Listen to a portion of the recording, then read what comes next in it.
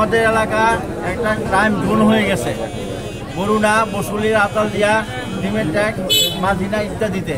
এখন আজকে আমরা এই প্রতিজ্ঞাবদ্ধ হইলাম, আমরা এই জনসাধারণ মিলে ইহা প্রতিহত করব।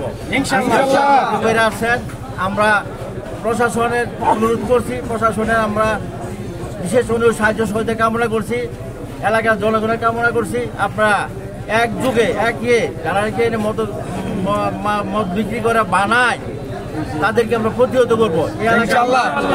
আমরা বিভিন্ন সূত্রে মেসেজ পাইছি যে প্রতিদিন রাত্রে 30 থেকে 40 জায়গায় বাংলা মদ তৈরি হয়।